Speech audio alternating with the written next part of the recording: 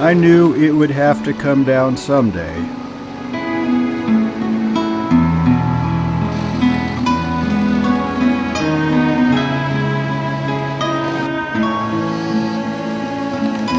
Over the years, it became known as the grandfather tree, and it garnered a fair amount of attention. I'm the grandfather, Frank Barton, though I wasn't yet a grandfather when this picture was taken.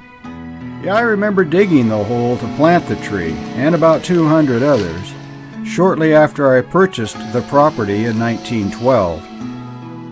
Now I know what you're thinking. I can't really be Frank Barton. After all, I left this earth in 1923. Well, you can be assured that the good Lord and I have been keeping an eye on the ranch since then. This was the only remaining walnut tree of the original ones I planted a century ago. It was Brent, my great-grandson, who announced that the tree had to come down. When I confirmed that it had black line, that was a blue moment. I remember not telling my family for a month. I wanted to spare them the agony. I was very disappointed because you just somehow think that a healthy tree like that would live forever. It was one of those things that you wanted to put off as long as you possibly could.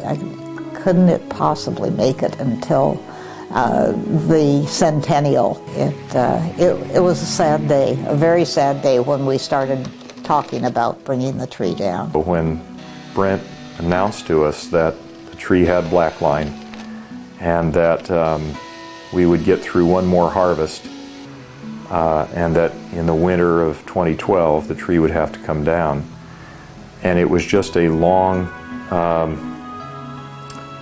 parade of sadness. I just liked to climb it when I was a kid, and I was grateful that we were going to be able to take some cuttings or some budwood from it and grow its progeny, and so in that way continue again what had been started many years ago. And I'm confident that that those who came before us would see this as the natural progression of things and recognize, yeah, these guys they've cared for it well, and now it's time for its next generation to happen. My grandfather and grandmother had taken my three brothers and I down to the grandfather tree for a picnic, and at first I didn't even know it was a walnut tree. I mean, it was, you know, there were other walnut trees around it, but that one, it was the size of it, you never would have thought that it was a walnut tree. It was just so out of place. Brent had told us that that the tree maybe had two to 3 years left of life because it had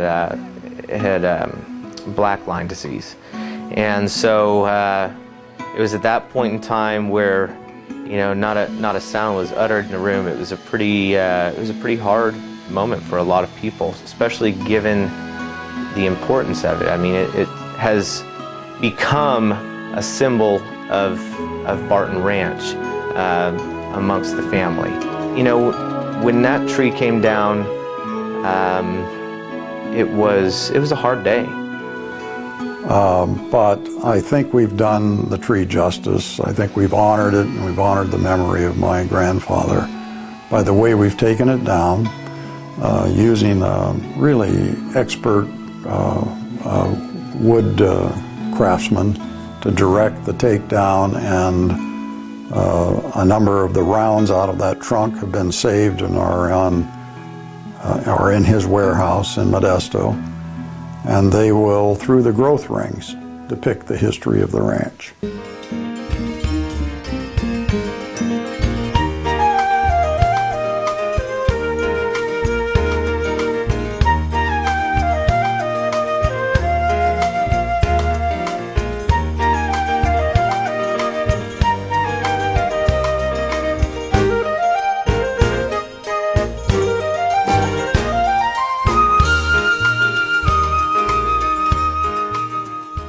Yes, the Barton Ranch is 100 years old, but its history begins a few years prior to that.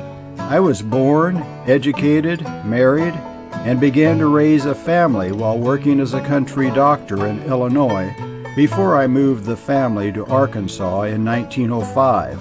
My wife Lizzie and I raised 7 children, and I decided to give up my medical practice and try my hand at farming.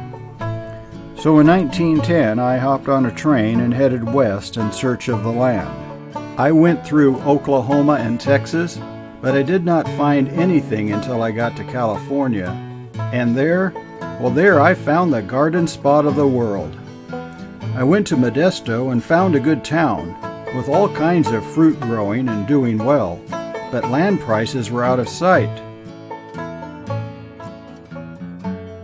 In Oakdale, the soil was so fine that it would grow anything profitably, well, except Irish potatoes.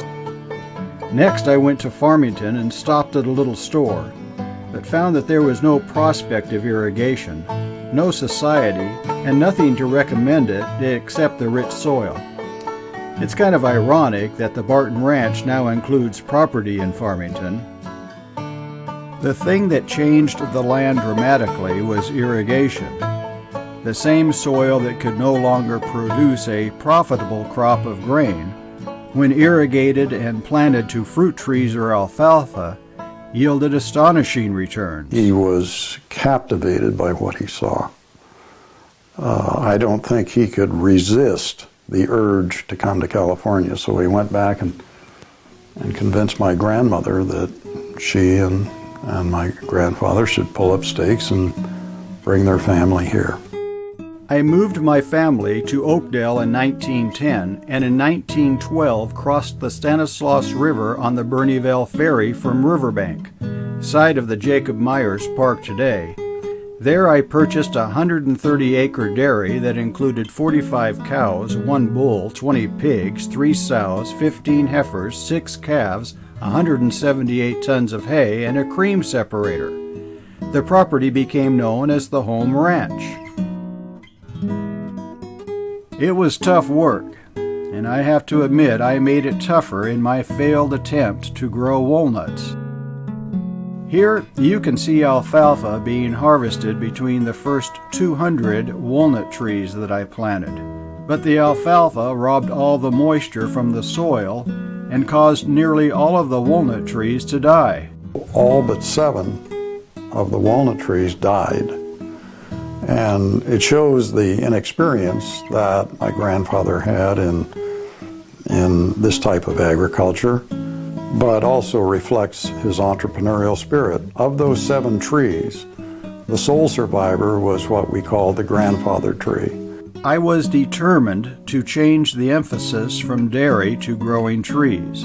So I had my 16-year-old son Paul plow under 70 acres of pasture with a horse and plow, and we planted prunes. The rich soil and our hard labor resulted in abundant crops. Just look at these trees. Life, like farming, is unpredictable, and in 1923, while Lizzie and the kids were vacationing in Lake Tahoe, the Lord called me home. Poor Lizzie. She was left to care for both the ranch and the family. Thanks to our children, friends, and our dedicated employees, though, she made it. Ranch life seemed to suit her well, and she outlived me by 41 years, not passing on till 1964 at the age of 106. Even the 4th generation of Bartons knew my Lizzie. She was famous for having excellent fried chicken, and it was very fresh, and she would go out and literally catch a chicken, wring the chicken's neck, butcher the chicken, feather the chicken, defeather the chicken, and she'd have a fresh meal for the family that night. And that made an impression on me. And I remember thinking, well, I think I prefer getting our chicken at the grocery store.